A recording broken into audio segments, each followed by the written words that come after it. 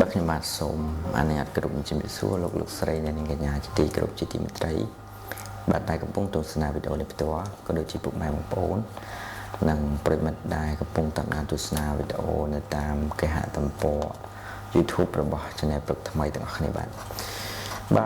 នៅក្នុងថ្ងៃនេះខ្ញុំបាទមានចំណុចមួយចង់ចែករំលែកដល់ពុកម៉ែបងប្អូននិងប្រិយមិត្តបាទចេះពីរបៀបខ្ចី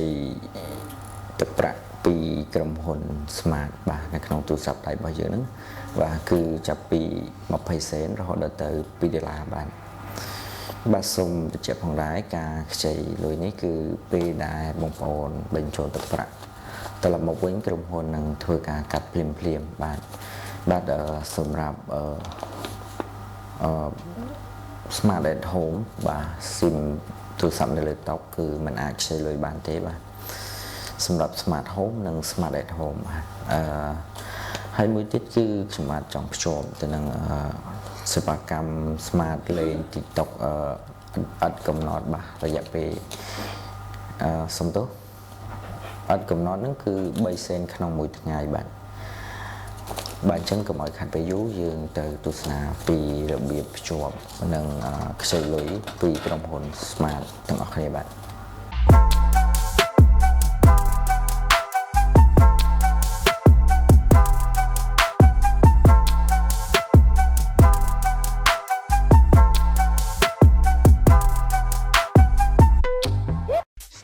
ឥឡូវគឺខ្ញុំបានបង្ហាញពីរបៀបខ្ចី20សេនបាទដើម្បីខ្ចីលុយពីក្រុមហ៊ុន Smart 20សេនបាទជំហានដំបូងគឺបងប្អូនគ្រាន់តែចុចផ្កាយ911បាទបន្តមកទៀតបងប្អូនចុចផ្កាយចុចលេខ20បាទរួចចុចទ្រង់ជ្រូកហើយបន្តមកទៀតបងប្អូនចុចសញ្ញាបញ្ជូនបាទនេះគឺបងប្អូនគឺខ្ចី20សេនពីក្រុមហ៊ុនបើសិនជាបងប្អូនមិនចង់ទុកពាក់ក្រុមហ៊ុនច្រើនបាទអញ្ចឹងគឺខ្ញុំបង្ហាញពីរបៀបខ្ចី50សេនបាទ50សេនគឺបងប្អូនគ្រាន់តែចុចផ្កាយ911ផ្កាយលេខ50ទ្រង់ជ្រូកបន្តមកទៀតបងប្អូនចុចបញ្ជូនណាបាទនេះគឺដូចគ្នាបើសិនជាបងប្អូនមិនចង់ជំពាក់ក្រុមហ៊ុនច្រើនបាទបន្តមកទៀតបងប្អូនចង់ខ្ចី$1បាទដើម្បីខ្ចីលុយ$1ពីក្រុមហ៊ុន Smart បងប្អូនគ្រាន់តែចុចផ្កាយ911ផ្កាយ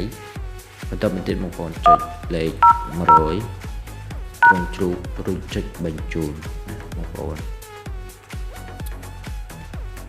បាទអញ្ចឹងបងប្អូនចង់ខ្ចី$2ចាបាទ$គឺបងប្អូនគ្រាន់តែចុចផ្កាយ911ផ្កាយលេខ200ទ្រង់ជ្រូករួចបងប្អូនចុចបញ្ជូនបាទការខ្ចីលុយរបស់ក្រុមហ៊ុន Smart គឺមានលក្ខខណ្ឌរបស់ក្រុមហ៊ុនរបស់គេណាបងប្អូនអញ្ចឹងដើម្បីឲ្យដឹងក៏ដូចជាពុកម៉ែមិនចង់មើលនៅលក្ខខណ្ឌរបស់គេអញ្ចឹងខ្ញុំសូមអានលក្ខខណ្ឌបាទមួយចំនួនដើម្បីឲ្យពុកម៉ែបងប្អូននិងប្រិយមិត្តដែលពេលខ្លះគាត់មិនសូវជាអក្សរអាចមើលអក្សរបានអញ្ចឹងខ្ញុំបាទសូមអានបាទដើម្បីខ្ចីលុយស្នើខ្ចីលុយ20សេនឬ50សេនពី Smart Loan បាទពុកម៉ែបងប្អូនក៏ដូចជាលោកអ្នកត្រូវតែជាអតិថិជនបង់ប្រាក់ជាមុនរយៈពេល30ថ្ងៃណាបងប្អូនគឺចង់មានន័យថាបងប្អូនទិញស៊ីមមកគឺបាទរយៈពេល1ខែណាយ៉ាងតិចហើយបានបញ្ចូលលុយសរុបចាប់ពី$5ក្នុងអំឡុងរយៈពេលហ្នឹង6ខែមុនណាចង់និយាយថា6ខែហ្នឹងគឺបងប្អូនអាចបញ្ចូលលុយ$1ឬមួយ$2គឺ$5បាទក្នុងអំឡុងពេល6ខែបាទដើម្បីខ្ចីលុយស្នើសុំខ្ចីលុយពីក្រុមហ៊ុន Smart $1ពី Smart Loan ពុកម៉ែបងប្អូនក៏ដូចជាលោកអ្នកនឹងត្រូវតែជាអតិថិជនបងប្រាក់ជាមុនរយៈពេល30ថ្ងៃបាទឬមួយក៏60ថ្ងៃយ៉ាងតិចហើយបញ្ចូលលុយសរុបចាប់ពី$10បាទក្នុងអំឡុងពេល6ខែមុនបាទដើម្បីស្នើសុំខ្ចីលុយ$2ពី Smart Loan ពុកម៉ែបងប្អូនក៏ដូចជាប្រិយមិត្ត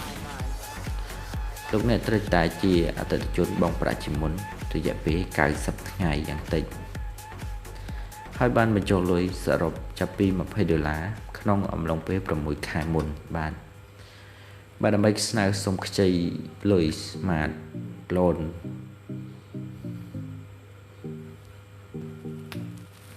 បាទអញ្ចឹងយើងត្រូវតាធ្វើការតាមគោលការណ៍របស់ Smart ទៅក្រុមហ៊ុន Smart ហ្នឹងឲ្យខ្ចីបាទបើសិនបើលោកអ្នកខ្ចី Smart Loan នៅពេលដែលលេខរបស់ប្រិយមិត្តក៏ដូចជាពុកម៉ែបងប្អូនអាចតេចេញបានអ្នកនឹងទទួលបានសុពលភាពលុយបន្ថែមគណនីបន្ថែមខ្ញុំបាទសូមភ្ជាប់នៅសេវាកម្មមួយទៀតដែល Smart លេង TikTok ណាបងប្អូនបាទសេវាកម្ម Smart លេង TikTok អត់កំណត់បាទ3សេនក្នុងមួយថ្ងៃបាទ TikTok Unlimited Service 3សេន in day បាទសម្រាប់អ្នកចូលចិត្តលេង TikTok គួរតែគិតភ្ជាប់សេវាកម្ម TikTok មកសបាយរបស់ Smart ដើម្បីលេងក៏ដូចជាមើលនិងបង្ហោះវីដេអូនៅលើ TikTok ដោយឥតគិតថ្លៃជាមួយសេវាកម្មទាបបំផុតចំណាយត្រឹមតែ3សេនក្នុងមួយថ្ងៃបាទបងប្អូនគ្រាន់តែចុចបាទនេះកាយ997ត្រង់ជ្រូកដើម្បីភ្ជាប់បាទសម្រាប់ការភ្ជាប់ឡើងវិញដោយស្វ័យប្រវត្តិបាទជាប្រចាំថ្ងៃចំណាយ4សេនក្នុងមួយថ្ងៃបាទដោយគ្រាន់តែពុកម៉ែបងប្អូនចុចនៅផ្កាយ997បន្តមកទៀតបងប្អូនចុចផ្កាយរួចចុចលេខ1បន្តមកចុចសញ្ញាទ្រង់ជ្រូកដើម្បីភ្ជាប់បាទគ្មានការភ្ជាប់ឡើងវិញដោយស្វ័យប្រវត្តិអ្នកក៏អាចភ្ជាប់សេវាកម្មនេះឬគ្រប់គ្រងគណនី Smart របស់អ្នកជាមួយ Smart ណាស់បាទថ្ងៃនេះគឺខ្ញុំបាទមាន2បាទពីរបៀបខ្ចីលុយ Smart ម្ដង20សេនរហូតដល់ទៅ$2បន្តមកទៀតគឺសេវាកម្ម Smart លេង TikTok អត់កំណត់បាទ3សេនក្នុងមួយថ្ងៃបាទសម្រាប់ពុកម៉ែបងប្អូនក៏ដូចជាប្រិយមិត្តដែលមិនទាន់បានជួយចុច Subscribe នៃ Channel របស់ខ្ញុំបាទព្រឹកថ្មីបាទសូមជួយចុចជាវនិង Subscribe ម្នាក់មួយផងបាទសូមជួយចុច Share